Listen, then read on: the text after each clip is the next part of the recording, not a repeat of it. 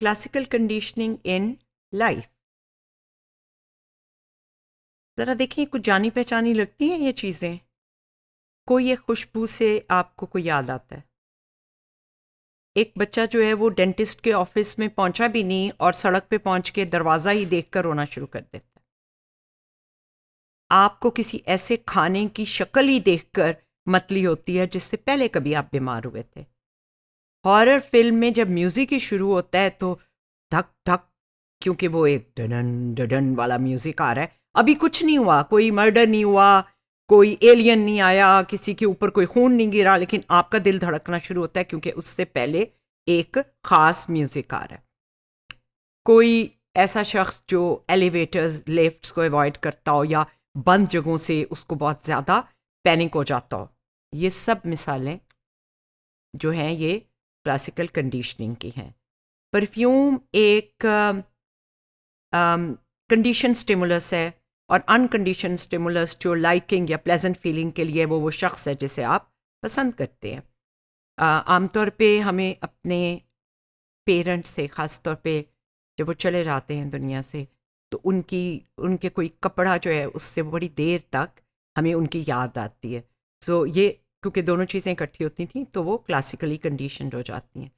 Injection का pen जो है वो अनकंडीशन स्टिमुलस है बच्चे के रोने के लिए, लेकिन क्योंकि वो डेंटिस्ट के ऑफिस में होता है तो डेंटिस्ट के ऑफिस की कंडीशनिंग हो गई है और वो क्राइंग रिस्पॉन्स दफ्तर वहीं से शुरू हो जाती है। इसको बदला जा सकता है और इसके बहुत से तरीके जो हैं वो हम डिस्कस कर चुके हैं और कर सकते हैं। म्यूज़िक जो हॉरर मूवी का है, जैसा मैंने कहा, वो कंडीशनड है। खाली म्यूज़िक में कुछ नहीं है, लेकिन क्योंकि वो उसके बाद आने वाली जो अनकंडीशन फियर इंड्यूसिंग स्टिमुलाई है उनके साथ एसोसिएट हो गया, तो उसकी वजह से वही रिस्पॉन्स फियर की, हार्ट बीट तेज़ होने की आप म्यूज़िक को देते हैं हॉरर फिल्म में, जो असल में खौफनाक सीन देख के आपके अंदर होनी थी। जनरलाइजेशन का जो असूल है, एक कुत्ते ने किसी को काटा है, तमाम कुत्तों से जो उससे मुख्तलिफ भी हों, छोटे भी हों, वो उनके लिए खौफ पैदा हो जाता है। किसी एक के साथ बुरा एक्सपीरियंस होता है, किसी एक कौम के किसी फ़र्द से, किसी रिलीजन के किसी फ़र्द से, किसी तबके के या किसी रीजनल एथनिसिटी के इलाके के किसी फ़र्द से, आप उन सब को बुरा समझने लगते हैं। आप बीमार हुए हैं एक दफ़ा चाइनीज़ सूप पी के, तो उसके बाद आप किसी भी और जगह सूप पीने से घबराएंगे। तो ये भी हो सकता है आपको उस सूप में जो चीज़ है उससे एलर्जी हो, तो उसको ज़रूर देख लेना चाहिए।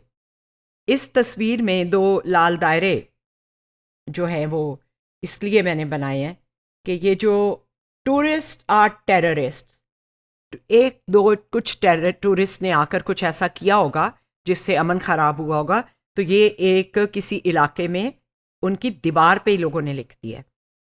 ये जो फियर की कंडीशनिंग होती है, इसका एक पावरफुल इम्पैक्ट होता है लोगों की ज़िंदगी पे। कोई एक ट्रॉमेटिक इवेंट जो है वो आपको हमेशा के लिए strong physical, emotional and cognitive reactions आप में पैदा कर देता है, कोई भी ट्रॉमा, और हमेशा के लिए कर देता है। अभी ये जो हमने टूरिस्ट आर टेररिस्ट वाला देखा, इसी तरह जब मैं इंग्लैंड पढ़ने के लिए गई हूँ तो वहाँ दीवार पे लिखा हुआ था उस इलाके में, पाकिस्तानीज़ आर स्मेली, पाकिस्तानियों से बू आती है। और हम तसव्वुर भी नहीं करते कि कोई मेहमान के लिए हम इस तरह की बात लिखेंगे।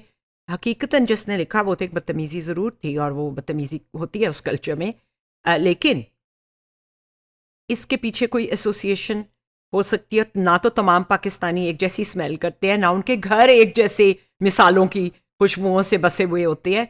So it is like an impression about a group जो कि हम सारे लोगों पे चस्पा कर देते हैं, और हम ये काफ़ी ज़्यादा करते हैं।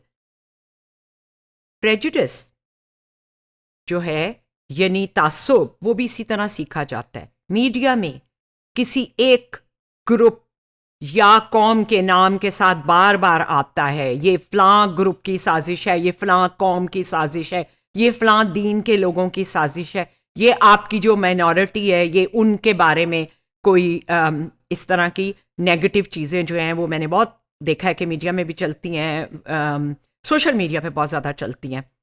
तो क्या होता है, जो कभी उनसे मिले भी नहीं होते, जिन्हें ज़ाती तौर पे किसी से कोई तकलीफ़ नहीं पहुंची होती, चाहे वो यहूदी हो या हिंदू हो, लेकिन जो मीडिया के ज़रिए इन्फ्लुएंस क्रिएट होता है, या जो दर्स और वाज देने वाले हजरात हैं हमारे यहाँ, वो अपने खुतबों में जिस तरह नफ़रत कभी के बार बार कलमात इस्तेमाल करें, तो ये उनका डायरेक्ट एक्सपीरियंस नहीं है। मुझे ज़ाती तौर पे किसी ने नुकसान नहीं पहुंचाया, ना ही सब ने पहुंचाए। ये तो नहीं हो सकता कि एक पूरी कौम या एक पूरा दीन के सारे ही लोग बुरे हों। होता क्या है कि इसने यही एक्सपीरियंस स्टैट्स ने किया था कि जब किसी नाम के साथ बार बार कोई एडजेक्टिव आता रहे, कोई उसकी खासियत बार बार बताई जाए, तो अगर वो बुरी होगी तो आपको बुरा लगने लग जाएगा। अगर आपने बार बार उस लफ्ज़ के साथ कोई अच्छी खासियत देखोगी तो वो आपको कौम अच्छी लगने लग जाएगी। हम तमाम कौम के लोगों से तो कभी भी नहीं मिले होते ज़िंदगी में। ये 77 का एक्सपेरिमेंट है। 9/11 यानी 11 सितंबर 2000 में क्या हो रहा है? आप मुस्लिम का लफ्ज़ बोलें किसी अमेरिका, इंग्लैंड, यूरोप के क्लासरूम में, क्योंकि मैं उस वक्त मुल्क से बाहर थी। देखिए क्या होता है। पहली एसोसिएशन क्लासिकल कंडीशनिंग से वो मुस्लिम के जवाब में क्या कहते हैं। हमारे साथ खुद हुआ ना, तो इसीलिए प्लीज़ ये क्लासिकल कंडीशनिंग में ये जो हमने बनाए हुए हैं स्कीमास, इनको हम प्रेजुडिस को भी इसी तरह लर्न करते हैं। अगर लर्न किया जा सकता है तो अनलर्न भी किया जा सकता है। हम डिस्क्रिमिनेशन भी सीख सकते हैं, और हम जैसे बुरे डॉग की जगह हम एक फ्रेंडली डॉग कर सकते हैं, प्लेजेंट स्टिमुलाई के साथ पेयर कर सकते हैं, good and safe examples of other human beings and human groups introduce कर सकते हैं, and we can unlearn the prejudice and bad association.